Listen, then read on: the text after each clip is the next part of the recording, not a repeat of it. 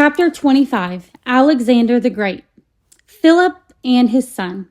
If the Greek cities had stayed friends and allies like they were when they fought against the Persians, Greece would have been a strong country. But instead, Sparta and Athens fought. They were like brothers who were too busy arguing with each other to notice that a bully is coming.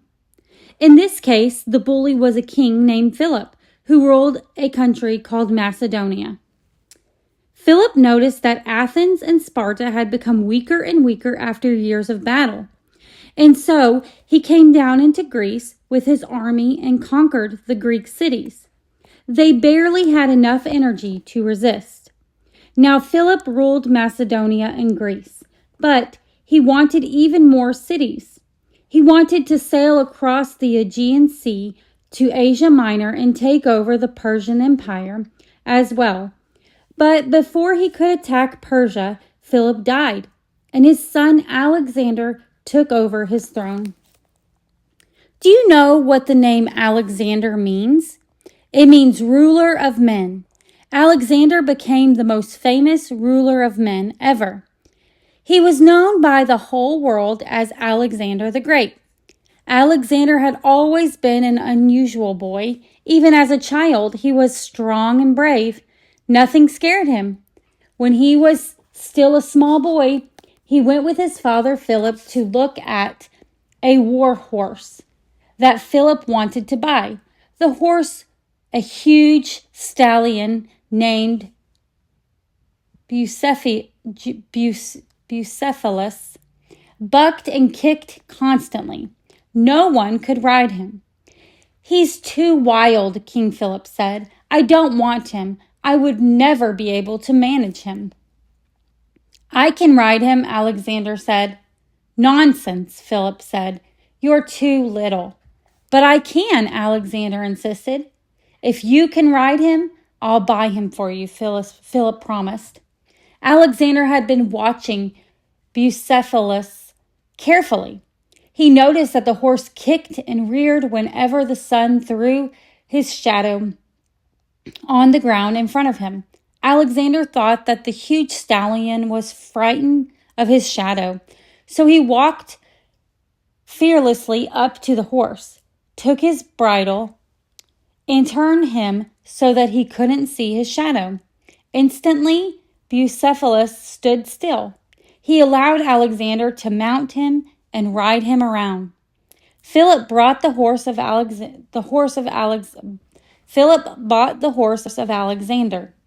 And when Alexander became king after his father's death, the great black stallion Bucephalus always carried him into battle. He even named a city after his horse. He called it Bucephala. Alexander had many opportunities to ride his war horse into battle. His father Philip had conquered Greece, but Alexander had even larger goals in mind. He wanted to rule Persia. The Persians had given up trying to conquer Greece, but their empire was still the largest in the world. It stretched all the way from Asia Minor to India, and Alexander wanted it. When Alexander met the Persian army in Asia Minor, he used his cavalry, soldiers riding on horseback, to push the Persians back. Asia Minor was now his, but could he conquer the rest of the Persian Empire? According to one story, Alexander stopped at a city in Asia Minor and saw there, in the city's center, a chariot tied to its axle with a huge, complicated knot of rope, larger than a man's head. "What is that?" he asked. "That is the Gordian knot," the people told him. "We have a legend about it. The man who loosens that knot will rule all the rest of Asia. But it is impossible to untie the knot. Hundreds of men have tried, and no one has ever succeeded." Alexander studied the knot carefully. He took out his sword and sliced the knot in half. "There," he said, "I have loosened the knot." No one had ever thought of doing that before. But the prophecy of the knot came true. Alexander conquered all the rest of Asia. He went south to Egypt and was crowned the Pharaoh of Egypt. And then he came back up into Mesopotamia and took over the rest of the Persian Empire. Now, Alexander was king of more land than anyone else had ever ruled. He was truly Alexander the Great, the ruler of the largest empire the world had ever seen.